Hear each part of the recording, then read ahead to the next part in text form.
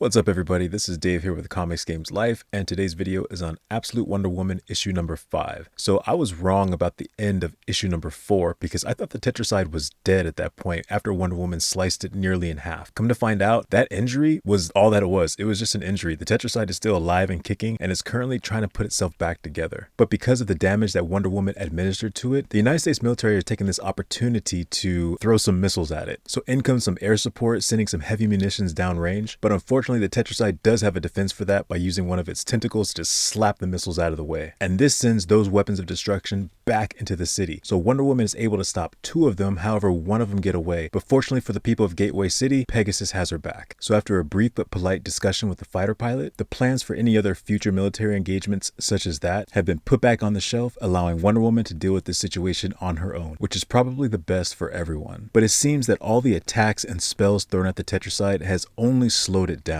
So Diana takes one last ditch effort to take this thing out. And this involves a weapon that she possesses that she never wanted to use. So before we go on, let's take a journey back into the past during her time in Hell. And she's having a sit down with her adoptive mother, Sersi, and in her hands is a glowing green lasso. And Sersi's telling Diana that this is something that can only be used as a last resort because this lasso is named Sacrifice. Now it's unclear if this lasso is separate from her Nemesis lasso that we're introduced to in previous issues, or if this is the original Nemesis lasso just transformed into this lasso of sacrifice. But regardless, this lasso has the power to hold anything and to transform anything. And soon after receiving it from Sersi, she puts it to the test and faces down a harpy. The battle was a tough one, but Diana came out successful. However, very guilty due to her use of the lasso. She didn't feel good about using its powers on a living creature. Now this is the part where Sersi corrects her, telling her that the things that await for her in her future, she's going to have to use items such as these for the greater good, regardless of how she feels about them. Even after hearing this, Diana is still struggling with the idea of using something like this, and feels that Sersi can't see the cruelty in using something like this, or just doesn't care. And upon hearing this, the goddess Hecate gives Diana a visit, and explains to her the reasons why Sersi made this and why she's giving it to her. That although this is a cruel weapon, it was made in love, because this was the greatest gift that Sersi could create with her powers. She's a master of transmogrification, so she gave Diana a gift which embodies the skill that she is the best at, all for her own protection, as well as for the people that Diana will eventually save in the future. Now, once this is made clear, Diana goes back to Sersi and apologetically asks her to forgive her for thinking that she didn't know what was best, or for thinking that she was cold-hearted and didn't understand the nature of the weapon that she now wields. So now knowing where this weapon came from and why it's so powerful, let's jump back into current day where Diana is facing the Tetracide and is about to use the lasso of sacrifice. Now at this point, I thought she was going to use it on the Tetracide itself and transform it into something smaller or weaker, but she doesn't. She actually wraps the lasso around her own arm, causing herself to transform. However, the downfall of these transformations is that whatever she transforms into, she's not going to remember who she was previous, so she could be lost in this transformation. And she ends up changing into Medusa, the mythological creature with a head full of snakes and a stare that turns any man or woman into stone. And that's the power that she's going to utilize to finally take out the Tetracide. Because somewhere on this thing, he's got some beady little eyes, and as soon as it catches a look at Medusa, it immediately starts to turn into stone, which is perfect because now it's immobilized and rendered harmless. But now that she's Medusa, she doesn't remember being Wonder Woman anymore. And instinctually, Medusa turns around and starts to wreak havoc on the city. But fortunately for Wonder Woman, Steve, Etta, and Gia are all watching this live broadcast, and Steve immediately realizes what he has to do. So he blindfolds himself and heads out into the streets. At first, Etta was trying to hold him back from doing it, but Steve can never forget the sacrifice that Diana had given up for him, and he's been itching to return the favor. So as he walks amongst the streets blindfolded, he just starts speaking out and trying to remind Diana who she is, that she is a great warrior, that she sacrificed her arm so that he can get home, that she is Diana of the Wild Isle, Princess of Hell, daughter of Sersi, and continues to throw titles out like that. And eventually it works. And in a cloud of green mist, Medusa disappears and Diana reappears with a smile on her face, thanking Steve for doing the thing that only he could do. And after they embrace, there's a little bit of business they have to attend to, because there's a 10,000-ton paperweight sitting out on the beach. So Diana takes to the sky, winds up her arm, and delivers a satisfying overhand left to this newly formed statue of the Tetracide, and it shatters into pieces. So she takes takes time to give thanks to all the gods and the goddesses who helped her along this way, as well as Pegasus and her friends. And now that the Tetracide is gone and the dust has settled, Steve asks the questions that I'm sure they're all thinking. And he asks her if she's going to be leaving now. And Diana assures him that there's so much to do, there is no way she's going to be going anywhere. And with those famous last words being said, Diana just jinxed herself. Because out of nowhere, a giant glowing blue hand reaches up from the ground, grabs her, and pulls her back down, probably back to hell. Now, we don't know whose hand this was. It doesn't look like it's Kate's. If you look at earlier on the issue, hers is more of like a glowing white hand with rings on it. This is more of a glowing blue, electric, fiery kind of hand. So whoever took her, she's probably not on Earth anymore. So most likely we'll find out what happens in issue number 6. So this concludes issue number 5. I hope you guys enjoy the video. If you did, leave a like, share, or subscribe because I've got more on the way. So if you want to stay notified, don't forget to click the bell. With all that being said, I thank you so much for watching, and don't forget to support your local comic and game shops, and I will see you next time.